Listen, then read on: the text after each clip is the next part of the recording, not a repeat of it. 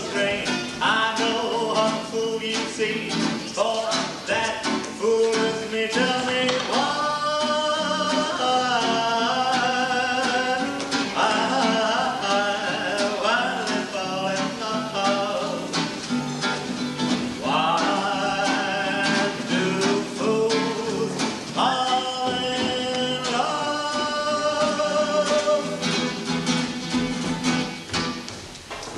Stay till your marriage be consummate, and then I'll go.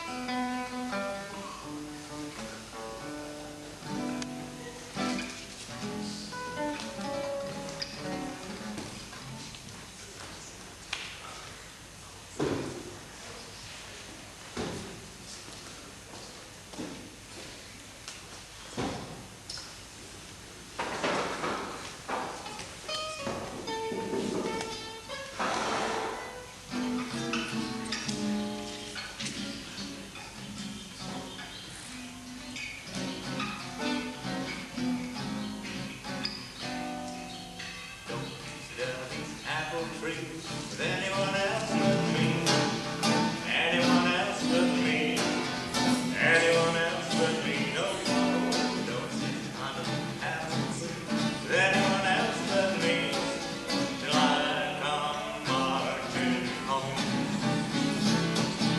Don't go walking down the lovers' lane with anyone else but me, anyone else but me, anyone else but me. No.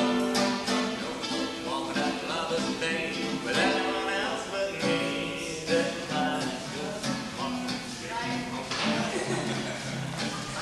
It's got work, got work.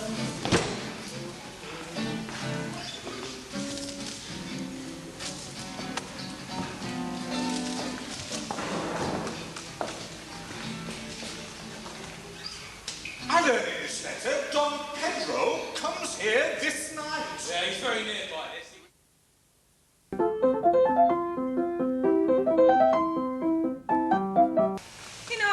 Conflict, 4 of his 5 wits went halting off, and now is the whole man governed with 1.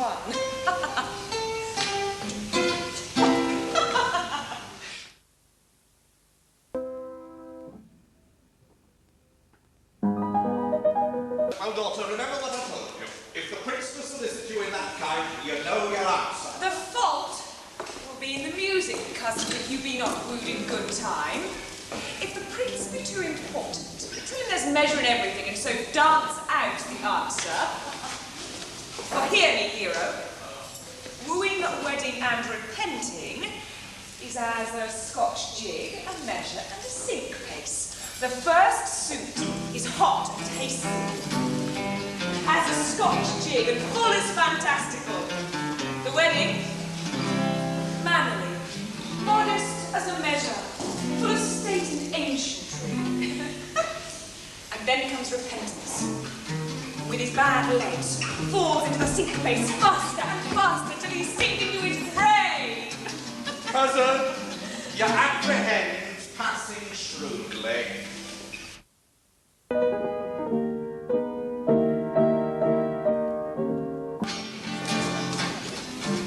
Lady, will you walk about with your friend? So you walk softly, look sweetly, and say nothing. I'm yours for the walk. And especially when I walk away. With me in your company?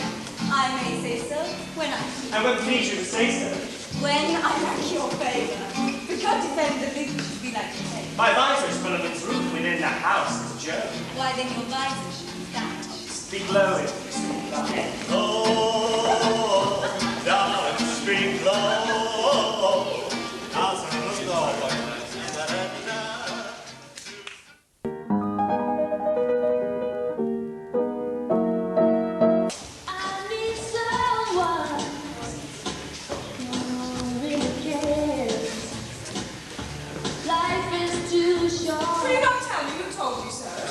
No, you shall pardon me. So will you not tell me who you are?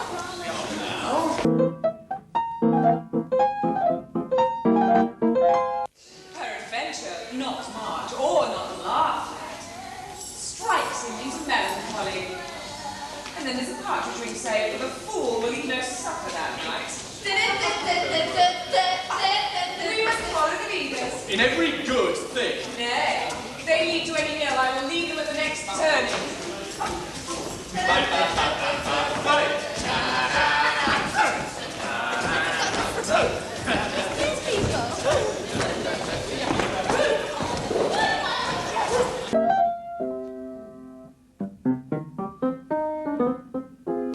You gotta sigh a little, cry a little, let the clouds roll by just a little. Oh, that's the story of, that's the glory of love. As long as there's the two of us, we'll have the world and its charms. But when this world is through with us, we'll have each other's arms. Well, you got to win a little, lose a little. Sometimes get the blues, babe, a little. Oh, that's the story of, that's the glory of. Oh, yes, that's the story of, baby. Oh, that's the story of our love.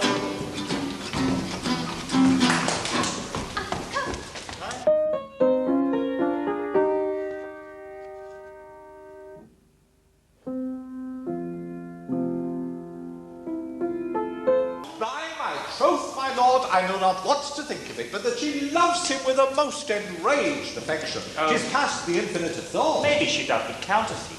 Faith, like enough. Oh, God, counterfeit. Never came counterfeit of passion so near the life of passion as she discovers it. Why, what effects of passion shows she?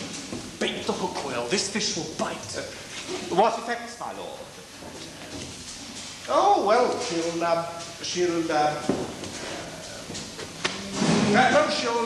sit. You've heard my daughter tell you how. She did indeed, yes. How are you? Well, she'll, Your lady, I would have thought her spirit had been invincible against all assault and affection. near the life of passion as she discovers it. Why, what effects of passion shows she? Bait the hook well, this fish will bite. What effects, my lord? Oh, well, she'll sit. You've heard my daughter tell you how. She did indeed. How? How, I pray you? Your lady, I would have thought her spirits had been invincible against all assaults and affection. Oh, I would have sworn they had, my lord, especially against Benedict. I should think there's a gun, save that the grey-haired fellow speaks it. A neighbouring cannot show hide himself in such reverence. Intending affection to hold it up. Had she made her affection known to Benedict? No, and swear she never will. That's her torment. That is very true, so your daughter says. Shall I, says she, that have so oft encountered him with scorn, write to him that I love him? Oh, this says she when she's beginning to write to him. For she'll be up 20 times a night. And there will she sit, in her swat, till she's writ over a sheet of paper. My daughter tells us all. It is very true, but now you talk of a sheet of paper, that reminds me of a pretty jest your daughter told us of. Oh, when she writ it and was reading it over, she found Benedict and Beatrice between the sheets. Oh, she tore it into 1,000 papers, railed at herself that she should be so modest to write to one she knew would flout her. But I measure him, says she, by my own spirit, but I should flout him if he writ to me, yea, though I love him, I should. And then, down upon her knees she falls, weeps, sobs, beats her heart, tears her hair, prays, curses. Oh, sweet Benedict, God give me patience! She doth indeed, my daughter says so,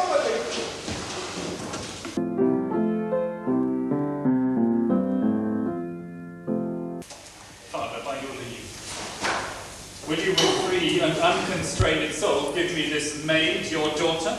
As freely, son, as God did give her me. And what have I to give you back, whose worth may counterpoise this rich, precious gift? Nothing, unless you render her again. Sweet prince, you've done me noble thanks. There, Leonardo, take her back again. Give not this rotten orange to your friend.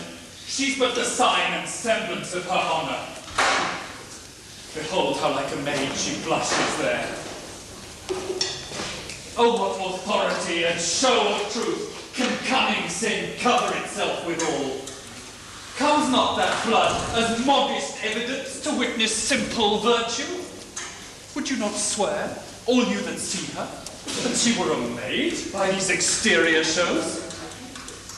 But she is none. She knows the heat of a luxurious bed. Her blush is guiltiness, not modesty. What do you mean, my lord? Not to be married, not to knit my soul to an approving wanton. My lord, if you in your own proof have vanquished the resistance of my youth and may defeat her virginity. I know what you would say.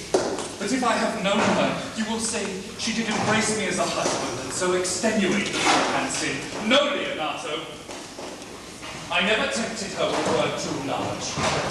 But as a brother to his sister showed bashful sincerity and comely love. And seemed I ever otherwise to you? Out of thee. Seeming. I will write against it. You seem to me as Diane in her orb, as chaste as is the bud ere it be blown. But you are more intemperate in your blood than Venus, or those pampered animals that rage in savage sensuality. Is my lord well that he does speak so long? Sweet prince, why speak not you? What should I speak? I stand dishonoured. Half thy outward graces have been placed about thy thoughts and counsels of thy heart. But fare thee well, most foul, most fair. Fare thee well, thou pure impiety and impious purity. For thee, I'll lock up all the gates of love, and on my eyelids shall conjecture hang, to turn all beauty into thoughts of harm. And never shall it more be gracious. How doth the lady? Oh, dead, I think. Help, uncle. Hero. My hero. Uncle, Signor Benedict. Oh, fate, take not away thy heavy hand. Death is the fairest cover for her shame that may be wished for. Why ever wast thou lovely in my sight? Why had I not with charitable hand took up a beggar's issue at my gates, who smirched thus admired with infamy, I might have said, no part of this is mine. My shame derives itself from unknown loins. But mine, and mine I love, but mine I praise, mine I was so proud of. Mine so much that I myself was to myself not mine valuing of her, why she, oh, she is fallen into a pit of ink. The wide sea hath drops too few to wash her clean again, and salt too little which may season give to her foul, tainted flesh. Sir, so be patient.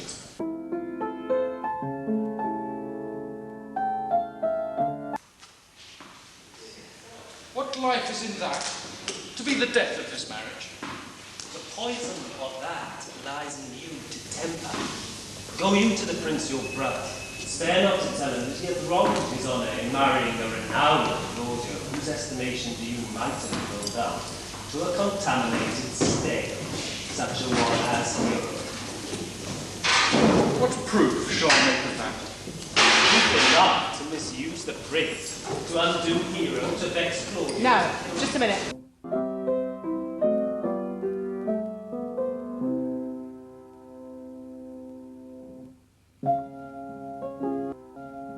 Tell those of you that didn't see our production that we played Gratiano as an Australian. It was another bit of racial stereotyping. It was a little joke on our part, but I just wondered if anybody picked that up. Was that what you get from Yes, yes, it was exactly the same reason as far as we gave one for an Irish accent. It just seemed to me that this whole play had an awful lot about the way we stereotype people. Now, Gratiano is, I mean, he really does get a pretty consistently bad press right through the whole play, doesn't he? he is depicted as a loud-mouthed oaf. He is so loud-mouthed that when he says to Bassanio, I must with thee to Belmont, Bassanio's reaction is, oh, for God's sake, I'm not taking you along. I mean, you completely blew it for me. You should just, you know. Lorenzo says, Gratiano never lets me speak. In the court scene, it is Gratiano who goes on and on and on, and you know, Charlotte says to him, you know, repair thy wit, good youth. And it was just a little joke that the actor and I developed that, you know, we said, if you're thinking about a sort of a kind of group that you would immediately identify as being coarse and loud-mouthed, who would it be? And Tim, who plays Gratiano, said, I'm going to Australian. So that was why we named Gratiano an Australian. You know, this is my prejudice. The first time Tim made Gratiano an Australian in rehearsal, we all fell about. And I said, Tim, you've got to do it. It just sounds right. Prejudice? Yes, of course that's prejudice. There must be lots of nice, sensitive, gentle, quiet Australians about in this world. And that was me being prejudiced, wasn't it? I was just saying, I think all Australians are loud-mouthed, you know, Philistines. So it was, but I mean, it was quite deliberate. And the same way about Lawrence. You know, what is Lawrence? How is Lawrence depicted? What is the character that Lawrence is in the play? He's the clown. He's the fool. Well, we all know that Irish people are as thick as two short planks, don't we? Of course it is. There are jokes forever about the Irish being as thick as two short planks. That's right, isn't it? We all know that, you see? Prejudice. But it's there everywhere. You know, it's no good telling people that the Irish have produced some of the greatest writers in the English language that ever lived. If they think that the Irish are as thick as two short planks, they will go on making paddy jokes. And that was why Lawrence was played with an Irish accent, because we really were very interested in trying to explore that. Prejudice is everywhere. You know, it is everywhere, and it is everywhere now. So that was why we did it.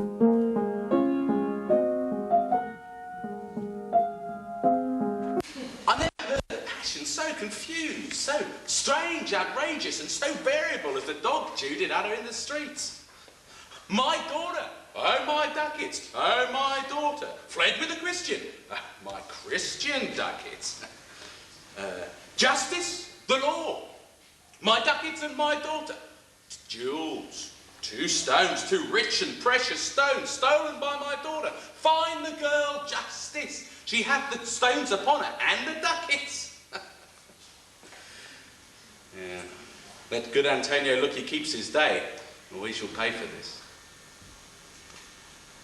A kind of gentleman never treads the earth. I saw Bassanio and Antonio part. Bassanio told him he would make some speed of his return. He answered, do not so. Slubber not business for my sake. He wrung Bassanio's hand, and so they parted. I think he only loves the world for him.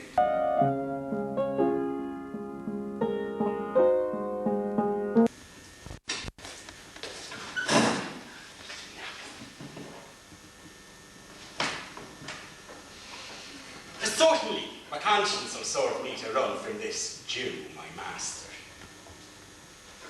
The thief is at mine elbow, and tempts me, saying to me, Lancelot Gobbo, good Lancelot, or good Gobbo, or good Lancelot Gobbo. Use your legs, take the start, run away.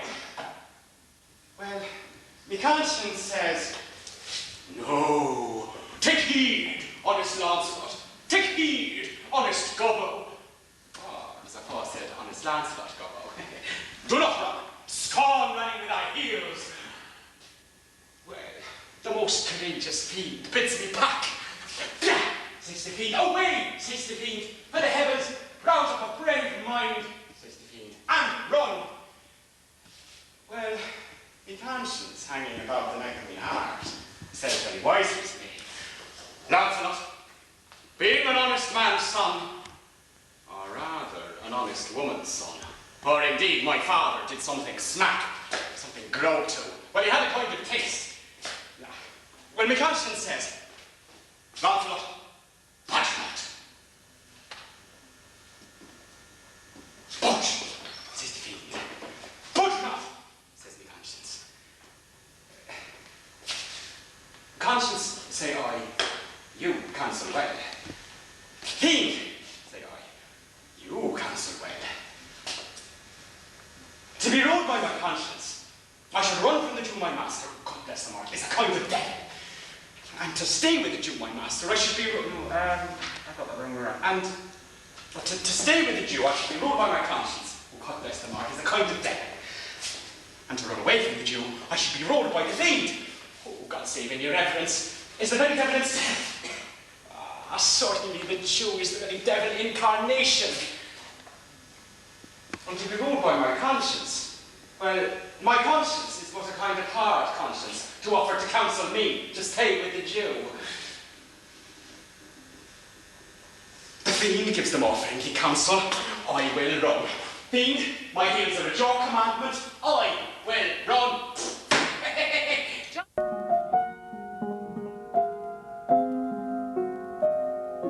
What's this? The portrait of a blinking idiot presenting me a schedule? I will read it. How much unlike thou art to Portia! How much unlike my hopes and deservings! Who chooseth me shall get as much as he deserves. Did I deserve no more than a fool's head? Is that my prize? Am I deserves no better?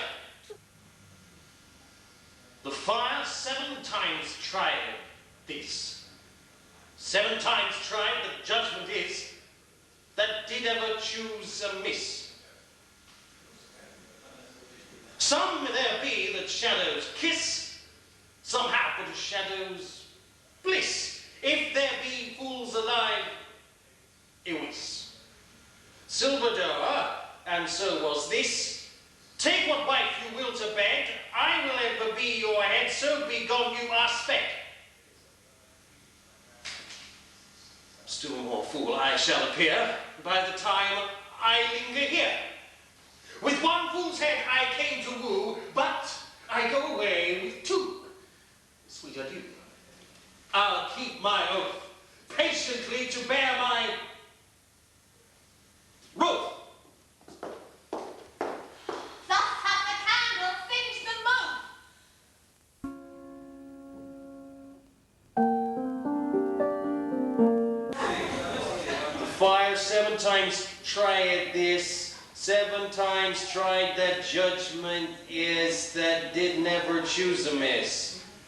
Some there be that shadows kiss, such have but a shadow's bliss. There be fools alive, I was. Silvered o'er, and so was this. Take what wife you will to bed, I will ever be your head, so be gone you are sped. Still more fool I shall appear by the time I linger here. With one fool's head I came to woo, but I go away with 2. Sweet adieu, I'll keep my oath, patiently to bear my wrath. Thus hath the candle singed them both. Oh.